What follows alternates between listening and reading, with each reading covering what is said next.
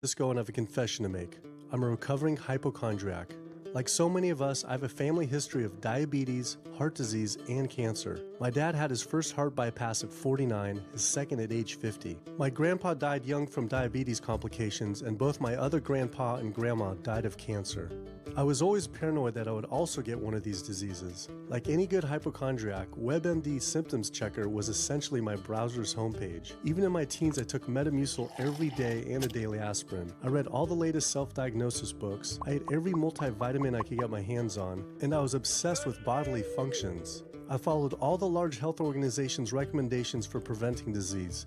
I exercise regularly, don't smoke, don't drink soda, get enough sleep, reduce stress, and grew up eating what I thought was a healthy diet. Until World Health Organization this morning has classified processed meat such as bacon and sausage as carcinogenic, directly involved in causing cancer in humans. Processed meat is clearly linked to an increase in cancer. Hot dogs or bacon could be just as dangerous as smoking cigarettes. the World Health Organization had looked at over 800 studies from 10 different countries, finding a direct link to consuming processed meat and cancer. Just one serving of deli meats daily increases your risks of colorectal cancer by 18%. I had no idea that what we ate affected cancer rates, but I never felt like I had eaten a lot of processed meats until I realized that processed meat includes hot dogs, bacon, sausage, salami, ham, pepperoni, cold cuts, and deli slices, basically everything I grew up eating. The World Health Organization classifies processed meat as a Group 1 carcinogen, the same group as cigarettes, asbestos, and plutonium, and classifies red meat as a Group 2 carcinogen. Was this like I had essentially been smoking my entire childhood? If processed meats are labeled the same as cigarettes, how is it even legal for kids to be eating this way? I thought this was new information, but many of these studies have been around for 50 years. I couldn't believe I'd been eating processed meats virtually my entire life and was just now finding out how dangerous they are. Why hadn't I been hearing about it from the American Cancer Society, the largest cancer group in the nation? When I went on their website, I was shocked to see that none of this information was featured on their homepage. But even more shocking, on their Eat Healthy page, they actually encouraged eating Group 1 carcinogenic foods like processed turkey and canned meats. This is after the World Health Organization reviewed over 800 studies definitively linking processed meat to cancer. Thank you for calling your American Cancer Society. My name is Sam. I'm a cancer information specialist. How may I help you today? Hi, I was calling because I was wondering why you all recommend people to eat processed meat on your website, which the World Health Organization has classified as a Group 1 carcinogen, which is in the same class as tobacco smoking, asbestos, and plutonium. This would be like a lung association having a how to roll your own cigarette section on their website. It's kind of the same thing. But let me just place you on a brief hold because He wasn't able to answer my questions and said someone would get back with me.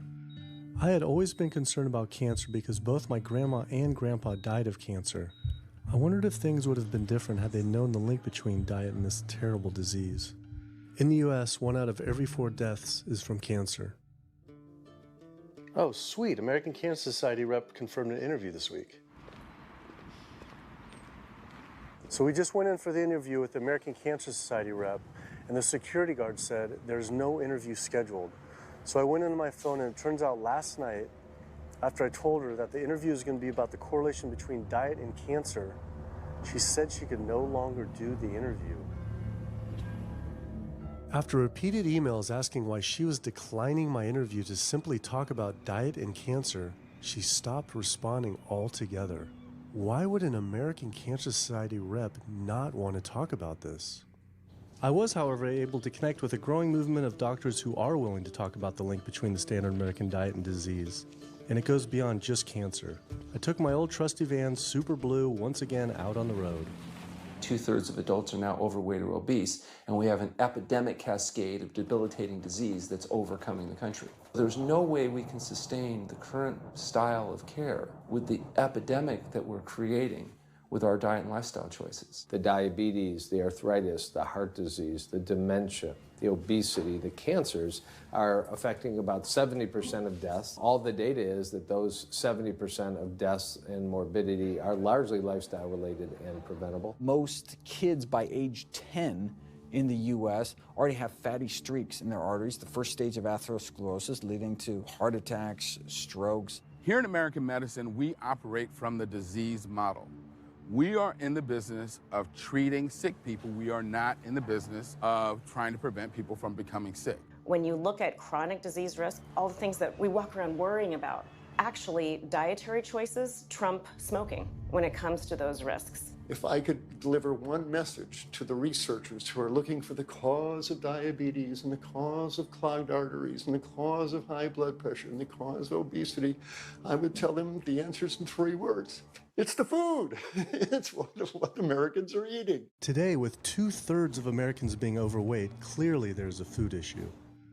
In the next 25 years, 1 out of every 3 Americans will have diabetes. My name's Michael Abdallah. I'm from Atlanta, Georgia, and unfortunately I was diagnosed about 10 years ago with diabetes, and 8 years ago I had 2 stents put in. I don't know where to go, I don't know what to do. You're just like out of options and you don't know what to do. You're taking medicine, you listen to this doctor, and the cardiologist says take this, and the endocrinologist says take that, then your general practitioner doctor says you don't know what's going on here. And it's a real challenging thing, and it's something that you don't want to get it. You just don't want to get it. Government and media almost exclusively blame lack of exercise and sugary foods as a cause of diabetes. But I wanted to talk with an actual expert on the role of diet and diabetes. I went to speak with premier physician, diabetes expert, and researcher, Dr. Neil Barnard. What role does sugar play in causing diabetes? It drives me crazy. Diabetes is not and never was caused by eating a high carbohydrate diet, and it's not caused by eating sugar. The cause of diabetes is a diet that builds up the amount of fat into the blood. I'm talking about a typical meat-based, animal-based diet. You can look into the muscle cells of the human body and you find that they're building up tiny particles of fat that's causing insulin resistance. What that means is the sugar that is naturally from the foods that you're eating can't get into the cells where it belongs. It builds up in the blood, and that's diabetes. I had never heard that meat was associated with causing diabetes. We had always been told that sugar or obesity caused it. Renowned weight loss bariatric surgeon Dr. Garth Davis, though, agreed. Everyone thinks that you get diabetic because of carbs. They did a huge study in that EPIC study, 500,000 people. Carbs consumption was inversely related with diabetes. In other words, the more carbs someone ate, the less diabetes they had. But meat was strongly correlated. Get that aha moment. The starches, the carbs are good for you. They're not bad for you. This idea that carbs make you fat is utterly ridiculous. Carbs cannot make you fat in and of themselves. We have storage in our muscles and in our liver for carbs called glycogen. So when we eat carbs, we either store it or we burn it. Now, eat fat, that goes straight to your fat. Your body can't turn those carbs into fat unless you're really overdoing the calories. Obesity, it's a death sentence. You're at much higher risk of getting cancer. You're almost certainly going to get diabetes. I mean, no one wants to fat shame, and we all want everybody to be comfortable with our bodies, but this movement to be comfortable with our bodies has made us comfortable with being sick, and that's a huge problem. I go into the hospital and I look around me, people on dialysis, all these sick people, and just about every disease in there is because of what people are eating. Here's the thing. If I eat a sugary cookie, the sugar lures you in like the Trojan horse, but waiting inside that cookie is a huge load of butter or shortening, and that's what fattens you up, and that's the part that leads to the diabetes. It's the fatty foods, not really so much the sugar. It's not that sugar is good for you. There's no nutrients in it. It's excess calories. But when you eat sugar, you don't get inflammation right away. When you eat sugar, you're not getting plaques forming in your vessels. When you're eating sugar, your body's going to store most of it as glycogen or burn it as calories. And so this focus on sugar has taken all the focus off meat, dairy, eggs, pork, turkey, chicken. People need to understand, you know, if their child gets diabetes, you've just taken 19 years off their lifespan. We're talking life and death. I realized there was so much more about diet and disease that I hadn't ever learned. It felt as if this information had been practically withheld. Processed meat causes cancer. Sugar doesn't cause diabetes. I had doubt about the claims these doctors were making, so I did some searching on my own. Harvard researchers looked at 9 prospective studies finding that just one serving of processed meat per day increased risk of developing diabetes by 51%. The link between eating meat and developing diabetes became undeniable. But when I went on the leading diabetes organization's website, the American Diabetes Association, not only did they not have this information front and center, they were featuring recipes for red and processed meat. And on their recipes for healthy living, they had bacon-wrapped shrimp? What the hell? All right, send an email to American Diabetes Association, see if they'll get back to us. As destructive as diabetes is, it pales in comparison to heart disease. Over 17 million people die every year from cardiovascular disease. It is the leading cause of death around the world. Nearly 1 out of every 3 people will die from this disease. The amount of people who die from cardiovascular disease is the equivalent of 4 jumbo jets crashing every single hour, every single day, every single year. My name is Amy Resnick, and I'm from Swampscott, Massachusetts, a little bit north of Boston. And I recently went to my doctor for asthma because I had a very hard time breathing. And while there, she did some blood work, and one of the tests was C-reactive protein, and on a scale from there was a scale of 1 to 3, 1 being low for cardiac event, 3 being high for cardiac event, and my number was 10.82. What does that mean? That means I am on the road for a heart attack, and she said probably within the next 30 days. 30 days? 30 days, if I'm going the way I was going. I take this for my heart arrhythmia, take this for pain, oxycodone for pain, and lorazepam for stress, cyclobenzaprine for a muscle relaxer, also take Topamax and Prozac, and I also use a CPAP machine to help me breathe. And my asthma has been so bad this past year, I use it during the day as well to get some air. I am tired when I wake up, I'm tired during the day, I take a nap, I'm still tired, I can't breathe, and I know I need to make a change for my health, or else I'm not going to be here for my family. When we speak of heart disease, I would say the role of alcohol is pretty small. The role of sugar is very small too. Smoking is big, but the good news is that most people have quit or never did smoke. The problem with animal-based diet, its contribution to heart disease is huge, and it is pervasive. All this expensive imaging, procedures, bypasses, medication, none of which has one solitary single thing to do with the causation of the illness. So you die of a completely benign foodborne illness that never had its causation treated.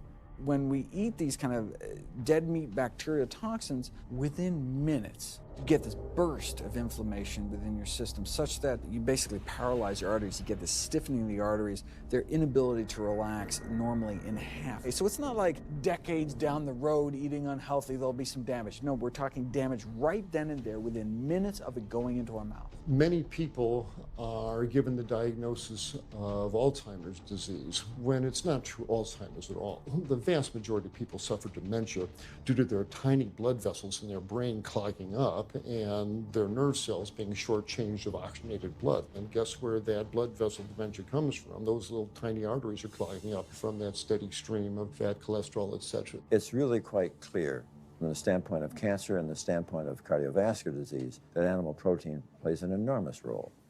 Is chicken better? It's a question of whether you want to be shot or hung. The flesh food that I would eliminate from the American diet would be poultry, would be turkey and chicken. A brilliant advertising campaign has convinced people that, oh, it's white meat, it's healthier. The leading source of sodium in the American diet for adult is chicken. It can be labeled all natural chicken, but be injected with this salt water, I think up to 800 milligrams of sodium. Heterocyclic amines are clear-cut carcinogens, and they can form in any kind of meat as it's heated, as it's cooked.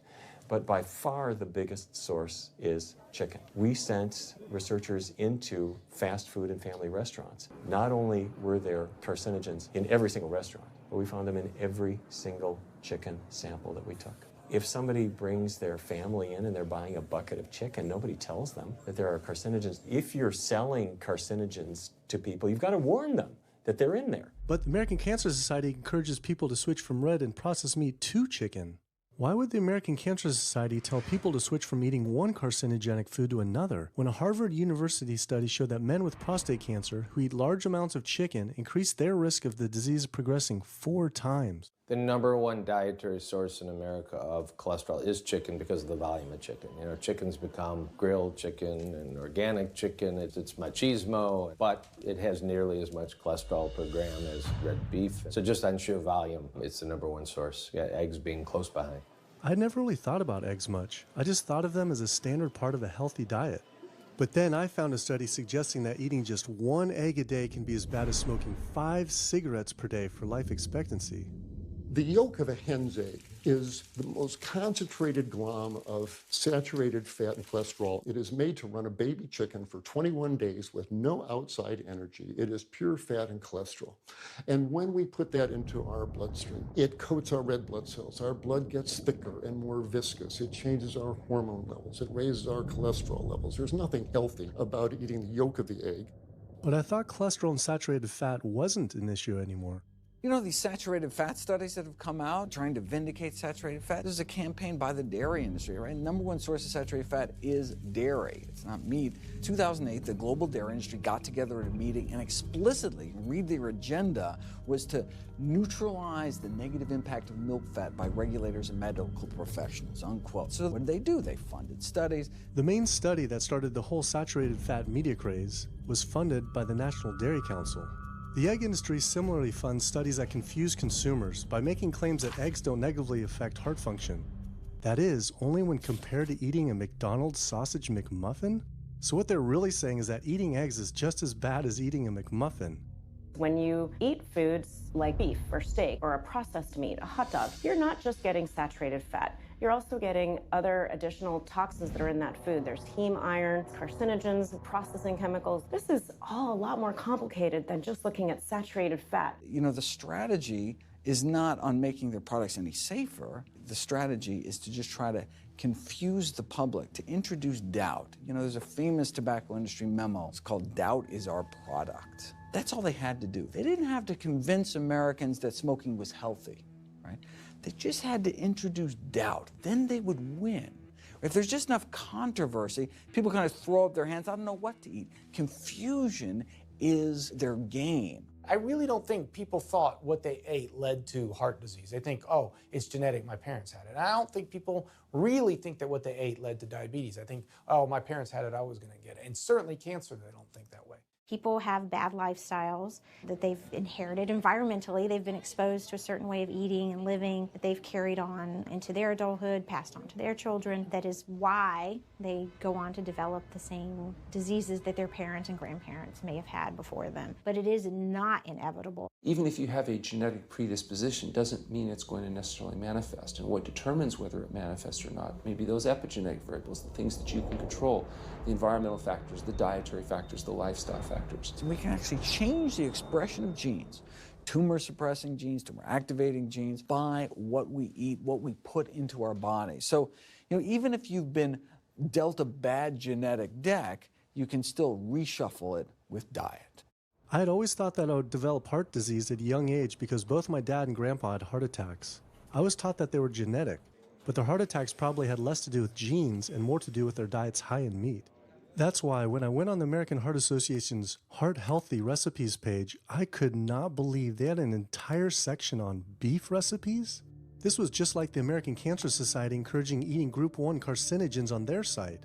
Meatloaf, pork loin, steak on your recipe list? Are you kidding me? It's like this menu is trying to give people heart attacks. At your website, we noticed Heart Healthy Recipes, and we were kind of bewildered by why there's a bunch of recipes on, a whole section on beef recipes, and there's also a section on egg recipes when there's such a strong link between beef, red meat, and heart disease. I honestly don't know because I don't do that, I guess. That's not what I do. Another organization rep that wasn't able to answer my questions, but he said that he'd have someone get in touch shortly. I was, however, able to talk to the president of the American College of Cardiology, Dr. Kim Williams. So the American College of Cardiology is a 47,000 member and growing organization with a dedicated mission to reduce heart disease and to improve patients' lives. And if you look at the incidence of hypertension and diabetes and mortality in men, they actually get reduced as you go higher and higher in terms of how much you restrict animal products. What about fish? So fish is a little different. You've got the 4 worries, which is PCBs, mercury, saturated fat, and cholesterol. And the cholesterol is all over the place.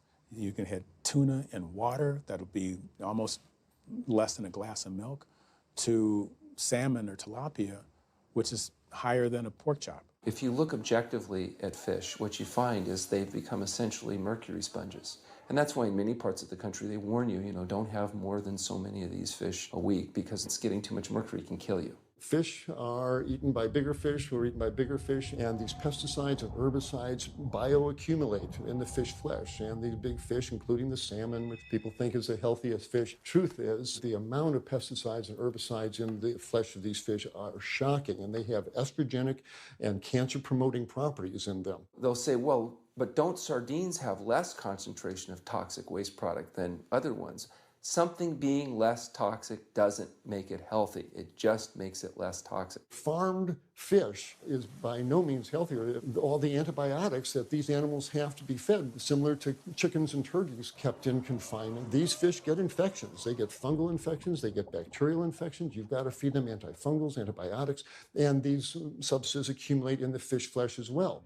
I always knew that pollution was bad for our health, but I had never thought about the environmental pollutants affecting food. Dioxins, being the most toxic man-made chemicals known to science, cause all sorts of things. They cause endometriosis, they cause cancers, they cause endocrine disruption problems. Most of your exposure, 93% of it, comes from eating meat and dairy products because it climbs up in the food chain so effectively. So you can get exposed to living near these incinerators and breathing it, but it'll take you 14 years to breathe in as much dioxin as a cow will ingest by eating the grass in one day. And that dioxin will accumulate in its fat, which includes the milk and the meat, and anyone eating meat or dairy products is going to get that dose of dioxin, so it climbs up the food chain every step. Men have no way in their bodies to get rid of dioxins, but women have 2 ways. They're both involving having a baby. One is that dioxin crosses the placenta into the growing infant, and the other is that it comes out from the breast milk. So if you have a meat and dairy consuming mother breastfeeding that infant, then the highest impacts of toxic exposure like mercury and dioxins will go to that infant. Pregnant women are told, oh, certain types of fish should be avoided. But what about all these other animal products which are introducing, imagine as the fetus is developing, introducing these very harmful toxins which create reproductive abnormalities, developmental problems, and hormonal issues right as the child is developing, the most critical stage of development. It does make you worry when people say, don't you want to have a little bit of milk because you're pregnant? Don't you want to have some fish because you're pregnant? Who do you think is going to get the chemicals that are in that? All these environmental toxins and toxins from the feed that they're being fed accumulate in their tissues and are released into the mother and unfortunately to the child when you eat these products when you're pregnant. So this includes antibiotics, hormones, steroids in animal feed. Commercial animals are largely fed GMO corn and soy, which are very laden in pesticides. PCBs have been banned since the 70s, but they persist in the environment.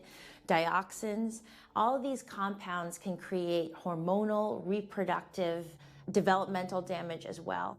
Eating organic beef, poultry, pork, or fish will not help you avoid contaminants like mercury, like dioxins, like strontium-90, because they fall out over all sorts of farm fields and water bodies, and they don't skip over the organic fields.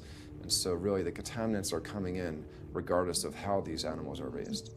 I had always been concerned about the possible health impacts of GMOs, but then found out that most of the world's GMO crops are actually consumed by livestock, with dairy cows consuming the most per animal. This fact, with everything I'd learned about bioaccumulation, made dairy terrifying, especially considering how much cheese I ate in my life. Cheese is an amazing product when you think about it. It's probably one of the single best foods at compromising health that you're going to actually feed to people. Think about it. You've got an animal product. So you've got all the issues of biological concentration. You have a highly processed food product. And not only does it have naturally a lot of saturated fat, but you put a lot of salt into it. There's a strong link between dairy foods and autoimmune diseases. And so that can show itself up as excessive production of mucus and exacerbation of asthma in kids who are prone to that, and even adults. And also there's an association between dairy foods and multiple sclerosis and type 1 diabetes, which is an autoimmune disease, and other rheumatologic problems. Cow's milk is baby calf growth fluid. That's what the stuff is. There's absolutely no child or human on earth who actually needs the milk of a cow any more than they need the milk of a giraffe or a mouse. Most people in the world are lactose intolerant. I mean,